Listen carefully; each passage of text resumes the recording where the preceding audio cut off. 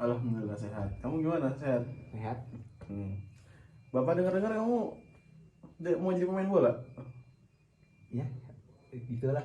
Bapak denger infonya kapan, Pak? Ya saya dengar dari teman-teman kamu kemarin.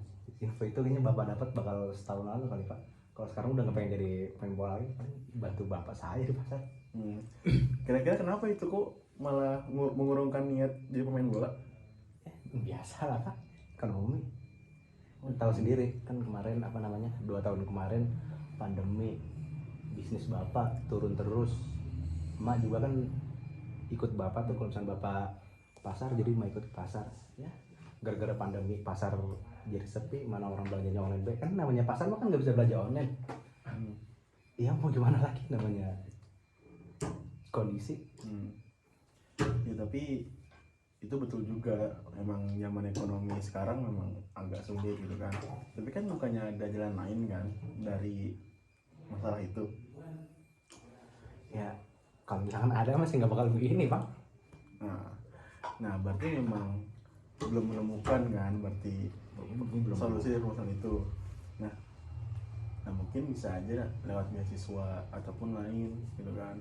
Jadi tidak stagnan dari masalah ekonomi doang gitu. Ya, Bapak tahu sendiri kualitas otak saya gimana, orang MTK aja remet mulu. Ini kalau Bapak tahu sendiri, kalau misalnya lihat rapot saya di bawah rata-rata mulu, ya paling ya nggak ada harapan lah saya kalau soal beasiswa gitu mah. Ya tapi kan kamu bisa meyakinkan diri kamu gitu kan, ngomong kepada diri kamu sendiri bahwasannya wah saya itu bisa loh sebenarnya, tapi belum lakuin. Ya belum sih. Ya coba dong, coba. Gimana ya, Pak? Hidup saya tuh kebanyakan wacana, Pak. Jadi kayak misalkan saya pengen waktu kan emang benar-benar Pak jadi pemain bola.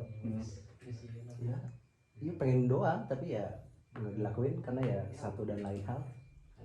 Kira-kira kenapa itu satu dan lain halnya? Kayak tadi kan ekonomi. Kok selain ekonomi Bapak saya yang kurang juga, jadi nggak bisa masukin kayak saya ke SSB. Nah, selain ekonomi ini saya punya masalah lain, khususnya di diri saya sendiri. Kayak gimana ya, saya tuh orangnya maluan. Jadi kalau misalkan dihina sedikit, saya tuh langsung minder gitu.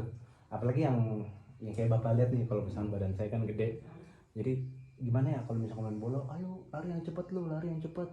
Lihat banget lari, langsung ngos-ngosan. Jadi kadang kalau misalkan sama omongan-omongan yang gitu aja, saya tuh langsung gimana ya, udahlah malas. Emang kayaknya gue nggak bakal dibutuhin di sini. Toh emang skill gue juga emang nggak seberapa. Pikir saya begitu. Ya, karena emang teman-teman saya juga ngedukung saya begitu ya. Gimana? Saya juga patah lah.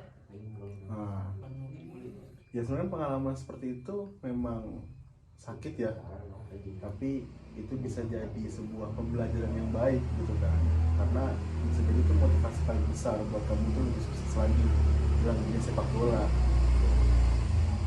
Ya nggak? Iya sih. Kalau ngomongin motivasi masih udah banyak, Pak. Motivasi. Ya, kalau misalkan kita ngelihat Ronaldo dulunya susah ada mati kelas. Tapi kan ya mau sampai kapan pun saya kan bukan Ronaldo, Pak. Iya. Saya mah kan saya. Kalau Ronaldo mungkin dihinain ya kuat, itu kan Ronaldo. Tapi kan kalau saya kadang kalau misalnya dihina sedikit aja langsung payah lu, cemen, gendut jauhnya gini. Jadi ya apa sih, kalau misalnya bahasa sekarangnya mah kena mental gitu, Pak. Iya. Tapi kan kalau memang masalah hinaan atau bulian dari sesuatu yang ada di diri kita sendiri, itu kan bisa diatur oleh diri kita sendiri juga gitu kan, karena memang sejatinya yang mengatur diri kita sendiri kan adalah diri kita sendiri kan. Nah contohnya ketika poster memang jelek, bisa dilatih lagi ya kan, kita buat jadwal, kita latihan berapa kali sehari untuk memperkuat kualitas diri, seperti itu.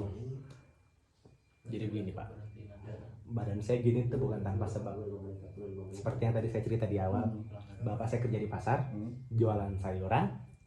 2 tahun lalu karena coronavirus, jadi bisnis bapak saya turun.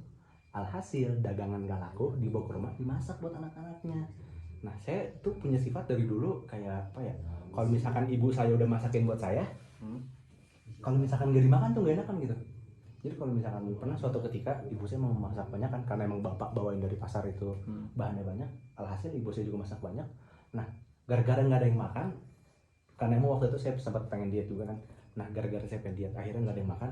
Nah akhirnya tuh makannya malah kebuang. Saya tuh kayak ngeliat kesian banget gitu, udah dagangan bapak saya nggak laku dibawa ke rumah dengan harapan bisa dimasak sama saya terus dimakan sama anak-anak, malah saya nggak makan. Alhasil ya udahlah, kita mah bersyukur aja nikmatin yang ada. Kalau misalkan emang ke pasar bapak saya nggak dapet duit, seenggaknya buat anak-anaknya pada nggak kelaparan.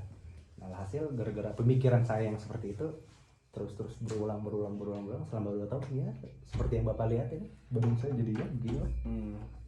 Oke. Bapak paham apa yang kamu pikirkan. Oke. Mungkin gini, bapak akan kasih tugas buat kamu ya. Jadi kamu tulis apa yang menjadi keresahan kamu, dan itu akan menjadi bahan evaluasi kamu, dan itu akan menjadi juknis perkembangan kamu nanti. Nah nanti setoran ke bapak ya pertemuan ke depan. Ada gimana pak ya, kadang kalau misalkan buat nyoba diet juga ada sih list-listnya mah. Kadang saya suka iseng-iseng, kalau misalkan saya juga emang merasa sih kalau misalkan badan begini emang udah enak juga, tapi ya mau gimana. Pertama saya tuh orangnya malas banget pak, kadang kalau misalkan bangun pagi aja gimana ya, suka kebablasan gitu. Kadang kalau misalkan kita udah lihat nih bangun jam 4, akhirnya bangun mah ya 10 gitu ya mau gimana, udah bangun paginya udah hancur. Jadi walaupun kita buat jadwal juga gimana, kalau misalkan saya mikir dari awal aja udah jelek, tanggung aja jelekin apa ya, pikir saya begitu. Ya. Tapi memang itu sebuah pemikiran yang realistis gitu kan. Akan tapi realistis tersebut bisa jadi salah untuk diterapkan dalam kehidupan gitu kan. Nah karena yang ditakutkan adalah ketidaksuksesan kamu berawal dari langkahmu yang salah di awal, ditakutkan seperti itu ya kan. Makanya bapak menyuruh kamu untuk menulis mimpi-mimpi kamu sebagai bahan evaluasi dan motivasi ke depannya. Seperti itu ya di pertemuan ke depan. Oke lah, sip. Oke, nanti ketemu lagi di pertemuan ke depan. Siap. Makasih pak. Terima kasih banyak. Balik dulu pak, mau ke Siap. belakang.